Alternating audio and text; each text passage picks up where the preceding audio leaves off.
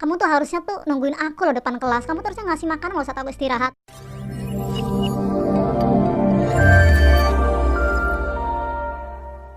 Assalamualaikum, halo sobat sekalian. Ada 3 kesibukan yang membuat kita bisa salah bertindak. Yang pertama, sibuk memikirkan hal-hal yang enggak abadi.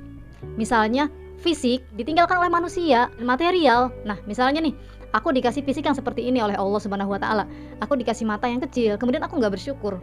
Aku ingin mata aku tuh belok ya, sehingga aku operasi gitu. Hal-hal itu yang memang nggak harus dikhawatirkan karena kelak ketika tua ya itu sudah nggak ada artinya gitu loh ya. Dan ketika memang sudah meninggal, maka fisik kita ini akan dimakan oleh cacing. Nah, yang harus kita khawatirkan itu bagaimana penggunaan dari fisik kita ini yang akan dihisab oleh Allah. Ini yang akan abadi dibawa sampai akhirat.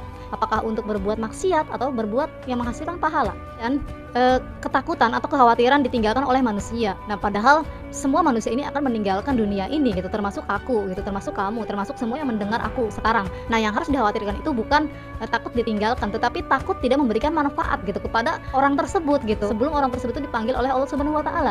Nah, ketika misalnya memang aku punya sahabat. Nah, ini kan sahabat itu kan secara fisik itu nggak abadi ya. Tetapi persahabatan ini bisa jadi abadi sampai ke surga gitu. Ketika memang selama persahabatan ini bisa mengarahkan kepada kebaikan gitu, maka bisa menghantarkan kita kepada suatu hal yang abadi gitu, yaitu surga.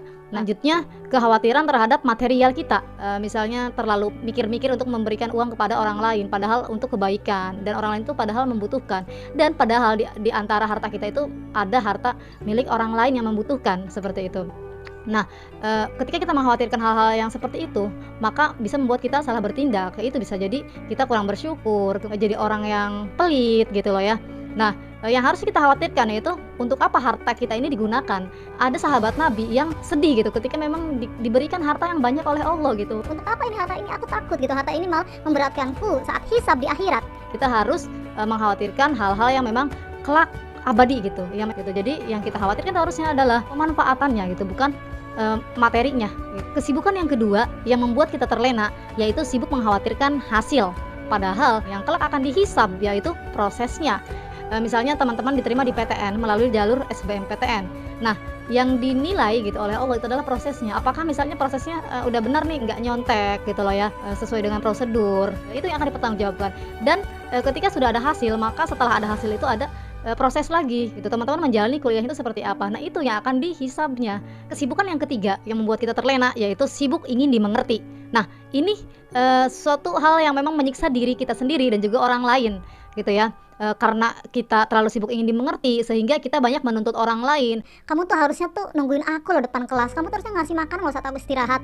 Kita bisa juga banyak menghakimi orang lain gitu. Kamu tuh salah gitu. Kamu tuh apa-apaan sih ngambil tindakan kayak gini? Nah, ini loh banyak tuntutan dan akhirnya memang bisa menghakimi orang lain. Hal-hal yang seperti ini bisa membuat kita nggak bersyukur juga gitu, karena kita hanya ingin dimengerti tanpa mau mengerti orang lain gitu loh, sehingga hati kita juga nggak pernah puas dan orang lain juga ngerasa terlukai gitu.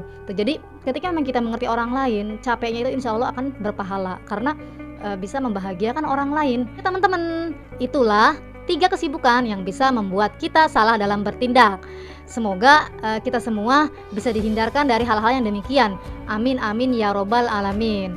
Aku ucapin terima kasih banyak untuk teman-teman yang udah nonton video aku. Jangan lupa like, komen, dan subscribe. Oke, segitu aja yang bisa aku sampaikan. Salam motivasi cinta. Wassalamualaikum warahmatullahi wabarakatuh.